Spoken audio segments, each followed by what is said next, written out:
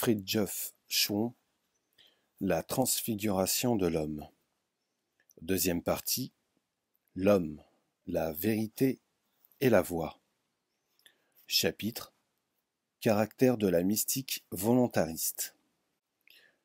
La mystique volontariste est une voie d'amour qui, contrairement à ce qui a lieu dans la bhakti hindoue, se caractérise par le fait qu'aucun élément intellectuel n'intervient de façon active dans sa méthode.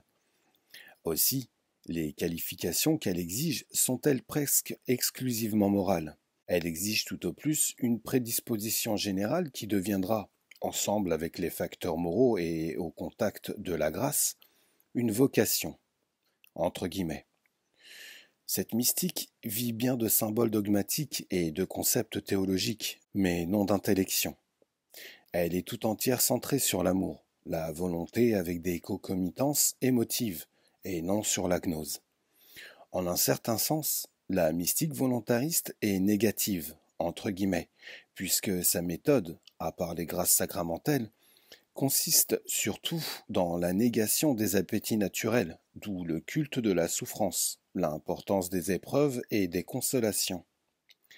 L'activité est purement morale et ascétique, comme le montre bien l'opinion suivante de saint Jean de la Croix.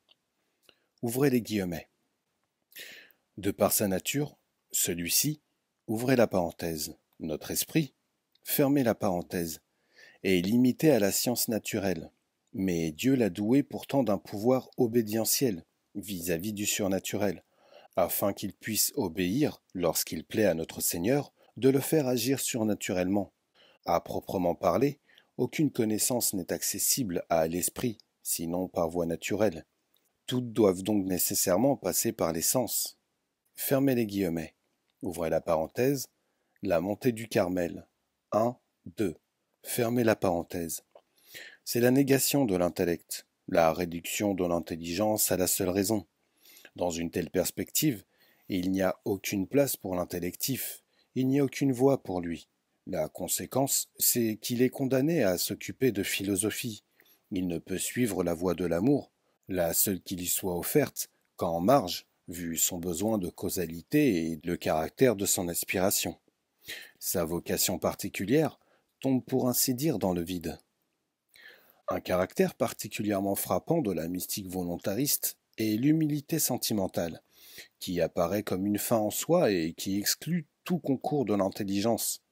L'humilité comme telle est certes partout une condition de la spiritualité, mais ce n'est qu'en mystique passionnelle, entre guillemets, qu'elle se situe sur le plan de la sentimentalité, ce qui prouve que les groupes humains auxquels elle s'adresse ont une tendance foncière à cette sorte de hantise du moi, entre guillemets, qu'est l'individualisme. Cette hantise, ou cet orgueil, entre guillemets, influe sur l'intelligence, d'où la propension à la pensée prométhéenne, au rationalisme, à l'aventure philosophique, à la divination de l'art passionnel, à l'égocentrisme sous toutes ses formes.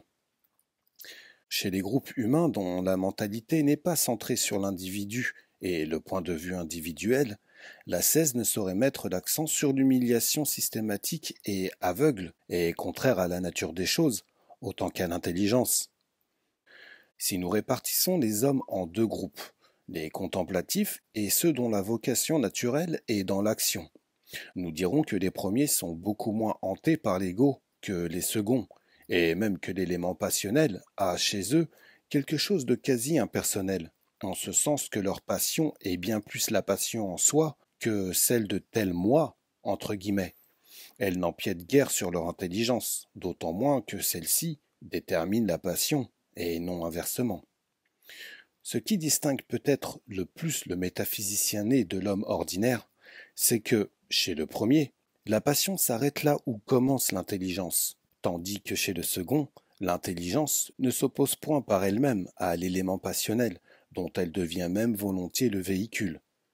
Il importe de savoir, du reste, que la mystique anti-intellectuelle n'est pas un phénomène exclusivement chrétien. On la rencontre aussi dans les deux autres religions monothéistes, et même, incidemment, dans le baptisme de l'Inde. L'humilité sentimentale recherche l'orgueil parce qu'elle en a besoin, et elle redoute, en somme, toute perspective qui transcende l'alternative morale dont elle vit, ce qui explique le sacrifice de l'intelligence au nom de la vertu.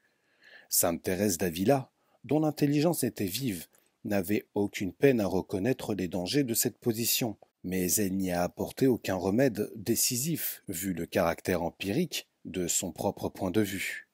Elle ne veut pas que nous demeurions, ouvrez les guillemets, enfoncés dans la considération de notre misère, fermez les guillemets, et elle estime que, ouvrez les guillemets, jamais le courant de nos œuvres ne sortira net et pur de la fange des craintes, de la pusillanimité, de la lâcheté et de 1000 pensées troublantes telles que celle-ci. N'a-t-on pas les yeux sur moi, en marchant par ce chemin? Ne vais-je point m'égarer? N'est-ce pas présomption d'oser entreprendre cette bonne œuvre? N'est-ce pas de l'orgueil? N'est-ce pas pire encore qu'une créature comme moi s'occupe d'un sujet aussi élevé que l'oraison?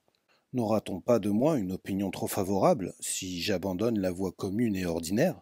Ne faut-il pas éviter tout excès, même dans la vertu? Pécheresse que je suis. Vouloir m'élever, n'est-ce pas m'exposer à tomber de plus haut? Peut-être m'arrêterai-je en chemin. Peut-être serai-je pour quelques bonnes âmes un sujet de scandale. Enfin, étant ce que je suis, me convient-il de prétendre à rien de particulier? Ô mes filles, que d'âmes il doit y avoir à qui le démon cause de grandes pertes par ces sortes de pensées. Elles prennent pour de l'humilité ce que je viens de dire, et beaucoup d'autres choses semblables. C'est pourquoi je dis, mes filles, que, si nous voulons apprendre la véritable humilité, nous devons arrêter nos yeux sur Jésus-Christ, le souverain bien de nos âmes, et sur ses saints. Fermez les guillemets. Ouvrez la parenthèse, le château intérieur. 1, 2. Fermez la parenthèse. Or, si de tels scrupules, qui sont proprement des sottises, sont monnaie courante, c'est que la conception même de l'humilité est devenue superficielle. Seul un sentiment individualiste peut susciter de telles mièvreries sur le plan spirituel, et le vrai remède serait de purifier l'idée d'humilité en la ramenant à son sens profond, qui implique avant tout une saine connaissance de la nature des choses. Si l'humilité est sujette à tant de contorsions du mental, et si le démon dispose de tant de portes pour pouvoir s'y glisser et pour prendre les apparences de la vertu, la raison en est de toute évidence dans la corruption sentimentale et individualiste de l'humilité même. En un mot, tout ce chaos de difficultés, somme toute artificielles, de subtilités psychologiques presque inextricables, est dû à l'abolition orgueilleuse, entre guillemets, à sa façon, de l'intelligence. L'homme ne sait, entre guillemets, plus que, métaphysiquement, il n'est rien. Il doit donc toujours se rappeler à soi-même, avec beaucoup d'efforts et de soupirs, qu'il est bas, indigne et ingrat, ce qu'il a de la peine à croire en son fort intérieur. On ne se rend pas assez compte que le démon n'est pas seulement dans le mal, entre guillemets, attiré, mais aussi, bien que d'une façon indirecte, dans la fade surenchère dont on entoure le bien, entre guillemets, comme pour le rendre suffocant et invraisemblable, d'où un jeu de pendule entre un mal, entre guillemets, considéré comme absolu et doté de contours arbitraires, et un bien, entre guillemets, détaché de la vérité et compromis par l'inintelligence du sentimentalisme qui l'accompagne. Quoi qu'il en soit, ce jeu de pendule entre un mal, entre guillemets, rendu positif et un bien, entre guillemets, rendu invraisemblable et presque inaccessible, ne peut pas déplaire au démon, car il a tout intérêt à contribuer à une alternative quasi insoluble qui accapare l'esprit, et à une surenchère qui, au fond, fait injure à Dieu. Note de bas de page. Un exemple d'une attitude saine est la malédiction suivante de saint Ignace de Loyola, dans laquelle, au lieu de s'abîmer dans un sentiment de gratitude ou de culpabilité inintelligible, il s'appuie avec l'intelligence sur la nature des choses. Ouvrez les guillemets. Je considérerai Dieu présent dans toutes les créatures. Il est dans les éléments, leur donnant l'être, dans les plantes, leur donnant la végétation, dans les animaux, leur donnant le sentiment, dans les hommes, leur donnant l'intelligence. Il est en moi-même, dans ces différentes manières, me donnant tout à la fois l'être la vie, le sentiment et l'intelligence. Il a fait plus. Il a fait de moi son temple, et dans cette vue, il m'a créé à la ressemblance et à l'image de sa divine majesté. Je considérerai Dieu agissant et travaillant pour moi dans tous les objets créés, puisqu'il est effectivement dans les cieux, dans les éléments, dans les plantes, dans les fruits, dans les animaux, etc., comme un agent leur donnant et leur conservant l'être, la végétation, le sentiment, etc. Puis, faisant un retour sur moi-même, je me demanderai ce que la raison et la justice m'obligent de mon côté à offrir et à donner à sa divine majesté, c'est-à-dire toutes les choses qui sont en moi, et moi-même avec elle. Fermez les guillemets. Ouvrez la parenthèse. Exercice spirituel. Fermez la parenthèse. Retour au texte. Dans le même ordre d'idées, la chasse au péché dénote une perspective assez extérieure, car si l'homme est pécheur, ce n'est pas de cette façon superficielle et quantitative qu'il pourra se libérer de sa nature. La saine attitude, sur ce plan, se réduit à ceci: faire ce qui est prescrit, s'abstenir de ce qui est défendu, s'efforcer dans les trois vertus fondamentales dont dérivent toutes les autres, à savoir l'humilité, la charité et la véracité. Sur cette base, l'esprit peut se concentrer sur Dieu, qui, lui, se chargera de transformer notre vertu toute symbolique en une vertu effective et surnaturelle, car le bien ne peut venir que de lui. Toute autre attitude est contradictoire et malsaine. L'exagération du péché ne va pas sans individualisme. Chasser le péché partout et toujours, c'est le cultiver, alors que le but de la spiritualité est de dépasser l'humain, non de l'amplifier. Ouvrez les guillemets.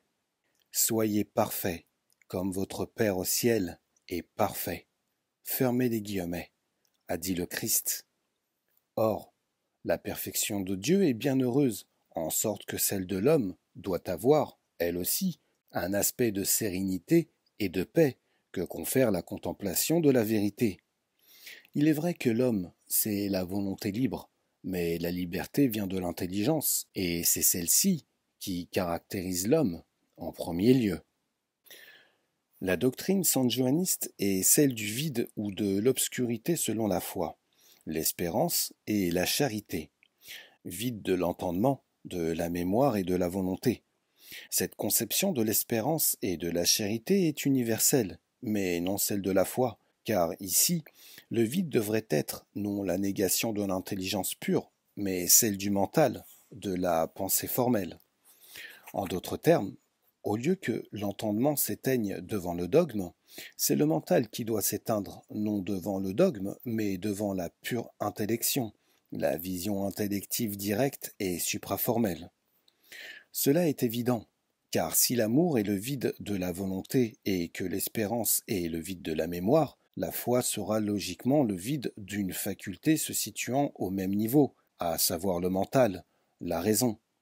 La foi ne peut pas être le vide d'une faculté incomparable plus éminente, parce que dépassant l'individu, que la volonté et la mémoire, et surtout, elle ne peut sacrifier le plus pour le moins, sans quoi l'on pourrait exiger aussi le, ouvrez les guillemets, vide de la vertu, fermez les guillemets, en vidant celle-ci de ses contenus.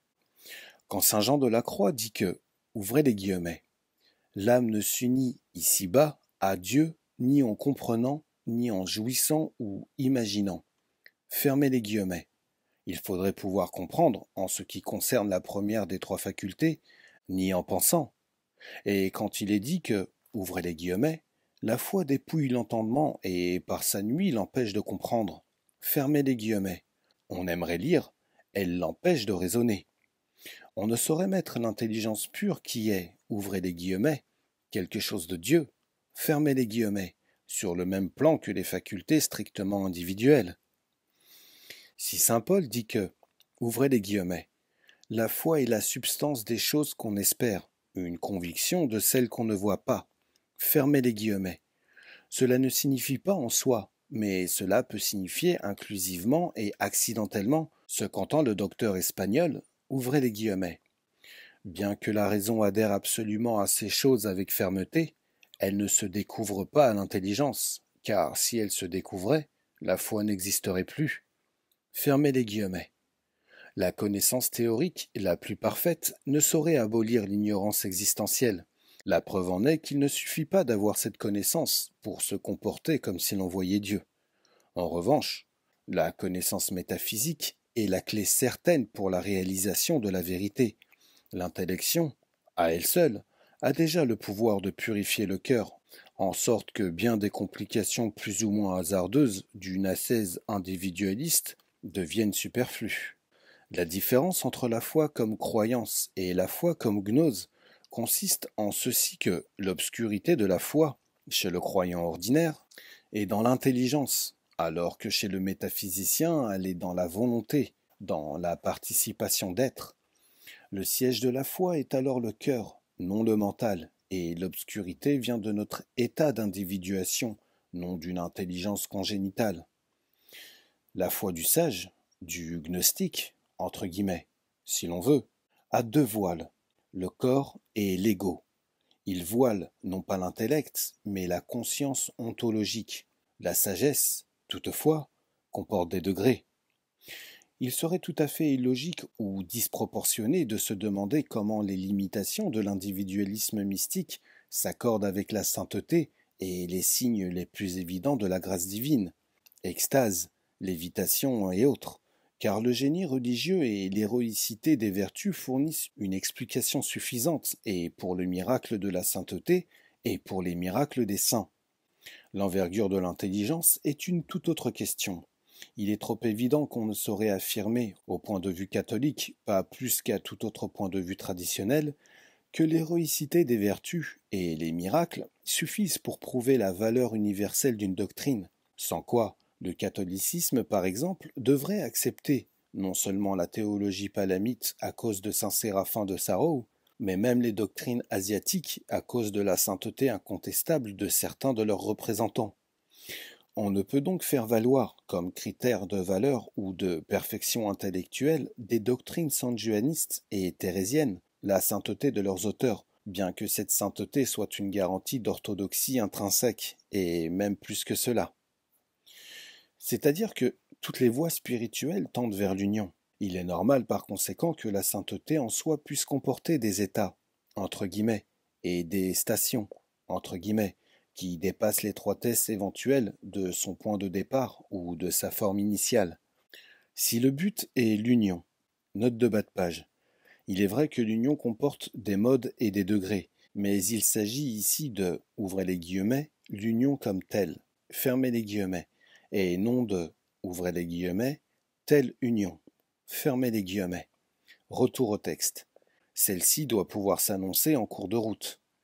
Citons à cet égard sainte Thérèse d'Avila. Ouvrez les guillemets. Ce qui distingue cette demeure, c'est, comme je l'ai dit, l'absence à peu près continuelle de sécheresse. L'âme y est exemple des troubles intérieurs qu'elle éprouvait de temps en temps dans toutes les autres demeures, et elle jouit presque toujours du calme le plus pur. Loin de craindre que le démon puisse contrefaire une grâce si sublime, elle demeure bien assurée que Dieu en est l'auteur.